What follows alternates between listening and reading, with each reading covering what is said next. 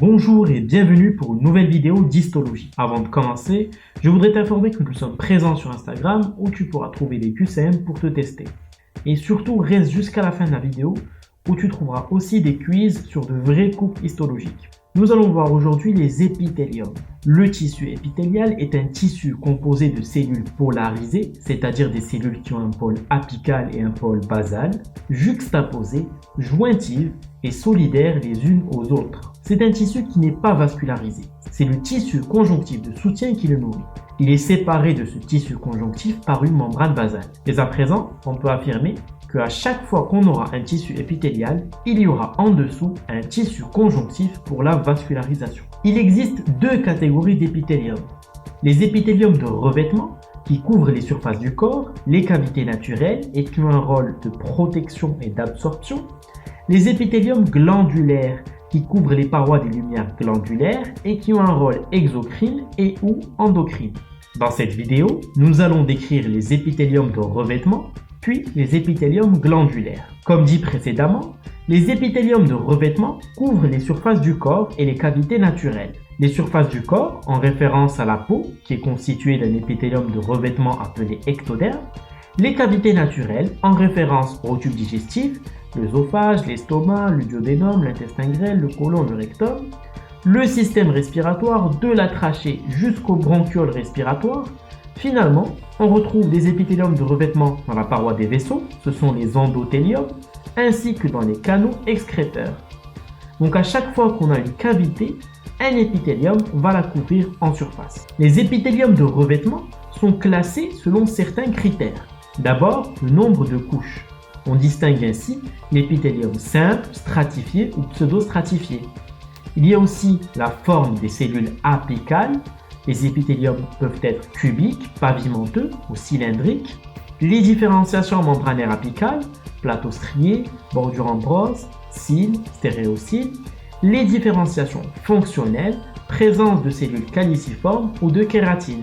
Ainsi, pour nommer un épithélium, il faudra citer le nombre de couches, la forme des cellules apicales, le type des différenciations membranaires apicales si elles existent et aussi les différenciations fonctionnelles si elles existent. Pour le nombre de couches, l'épithélium peut être simple, c'est-à-dire formé d'une seule couche, ou alors stratifié, c'est-à-dire formé de plusieurs couches.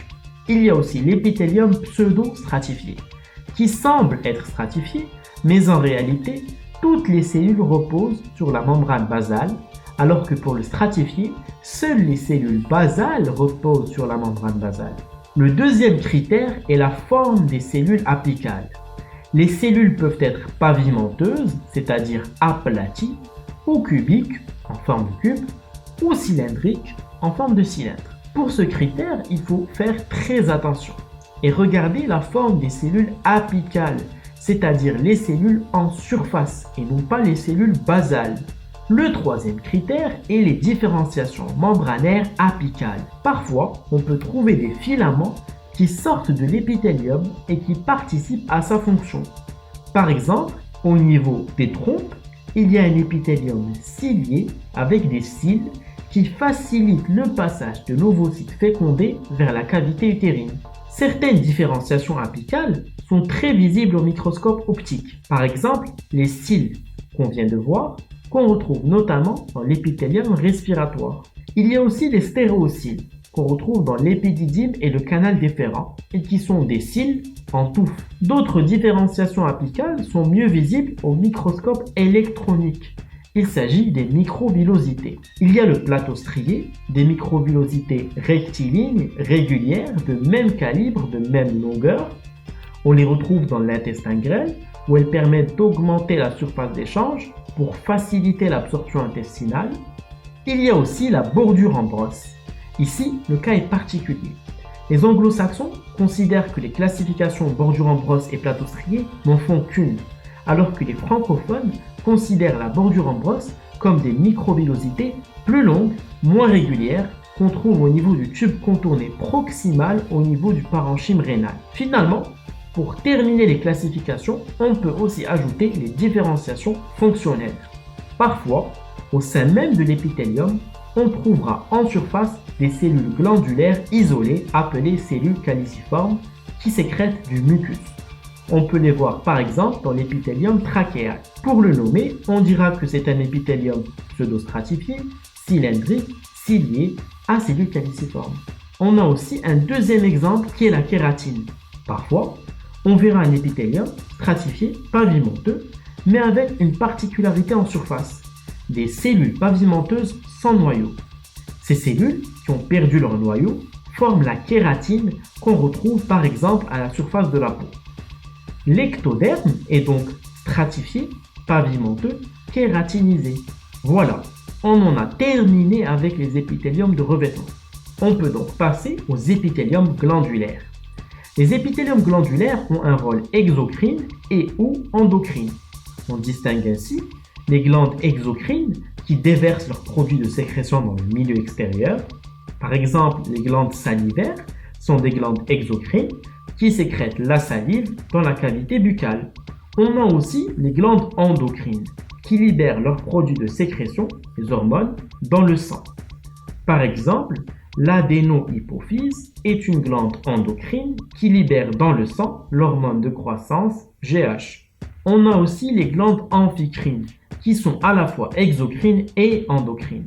Par exemple, le foie est une glande amphicrine qui est homotypique. La sécrétion est assurée par la même cellule. Le pancréas est aussi une glande amphicrine mais hétérotypique. La sécrétion est faite par des cellules différentes. On va voir ces trois types de glandes plus en détail. Commençons d'abord par les glandes exocrines. Elles sécrètent un produit dans le milieu extérieur. Elles ont donc besoin d'unités sécrétrices, c'est-à-dire des usines qui fabriquent le produit qui sera libéré. Ces usines sont de plusieurs formes. Sous forme de tubes pour les glandes tubuleuses, sous forme d'acinus pour les glandes acineuses, sous forme d'alvéoles pour les glandes alvéolaires. Une petite addition par rapport aux glandes tubuleuses, elles peuvent être simples, ramifiées ou contournées. Aussi, dans certaines glandes, on aura deux formes différentes.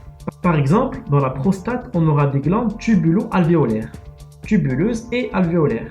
Maintenant qu'on a l'usine qui fabrique le produit, il faut le transporter vers le milieu extérieur. Ce transport se fait avec les canaux excréteurs. Par contre, par exemple, les cellules caliciformes sont des cellules exocrines qui n'ont pas besoin de canal excréteur car elles sont directement en rapport avec le milieu extérieur.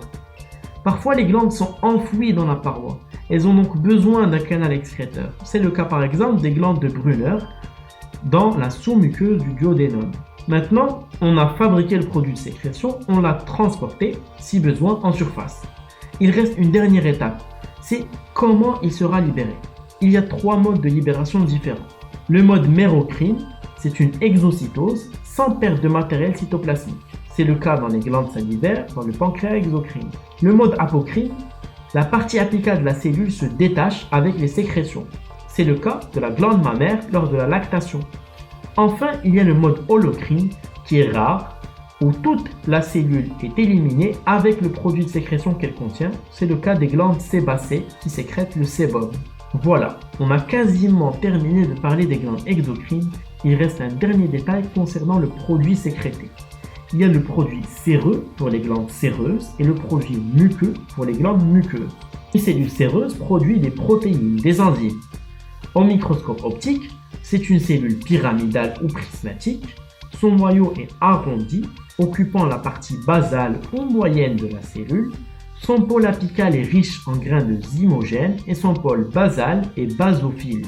Il présente une basophilie basale car il est riche en réticulum endoplasmique granuleux. Ces cellules séreuses peuvent être sous forme de croissants de Giannouzi autour d'un tube muqueux. Une cellule muqueuse produit du mucus, un produit glucidique. Au microscope optique, son noyau est aplati et refoulé au pôle basal. La mucine est claire en coloration hématéine-éosine et rouge en coloration PAS. Parfois, la glande exocrine sera à la fois muqueuse et séreuse. C'est le cas de la glande salivaire sous-maxillaire qui est composée de cellules séreuses et de cellules muqueuses. Voilà, c'est terminé pour les glandes exocrines. Concernant les glandes endocrines, ce sont des glandes qui libèrent leurs produits de sécrétion, les hormones, dans le sang. Leur classement est beaucoup plus simple car il se fait selon la morphologie. Les follicules ou vésicules au niveau de la thyroïde qui sécrètent les hormones T3, T4, les glandes en cordon au niveau de la zone fasciculée de la surrénale, les glandes réticulées au niveau de la zone réticulée de la surrénale, les glandes en îlot au niveau du pancréas endocrine, les glandes en petit amas cellulaire et les glandes en cellules isolées, comme les cellules endocrines disséminées dans l'épithélium intestinal. Finalement, nous avons les glandes amphicrines qui ont un rôle exocrine et endocrine. Les glandes amphicrines hétérotypiques, les deux fonctions endocrines et exocrines sont assurées par des cellules différentes. Par exemple, le pancréas a une partie exocrine, un acinus, qui sécrète le suc pancréatique, très important pour la digestion. Il a aussi une partie endocrine, les îlots de Langerhans, qui est constitué de cellules qui synthétisent l'insuline, le glucagon, la somatostatine et le polypeptide pancréatique. Les glandes amphicrines homotypiques, où les deux fonctions endocrines et exocrines sont assurées par la même cellule. Dans le foie, les deux fonctions sont assurées par l'hépatocyte, la cellule hépatique. La fonction exocrine produit la bile, la fonction endocrine produit des substances qui passent dans le sang, comme les facteurs de coagulation, l'albumine, le fibrinogène, etc.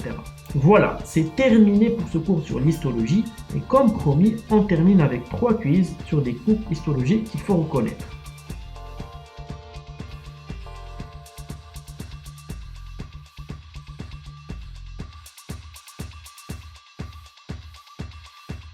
Effectivement, il s'agit d'un épithélium de la trachée, cylindrique, pseudostratifié, cilié, à cellules caliciformes.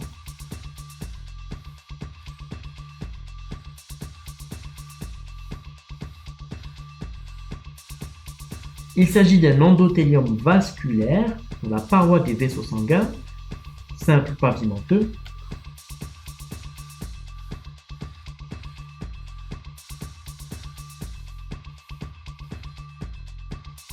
Il s'agit de la glande salivaire sous-maxillaire qui est séromuqueuse. Voilà, c'est fini. Merci pour ton soutien et à bientôt pour une nouvelle vidéo.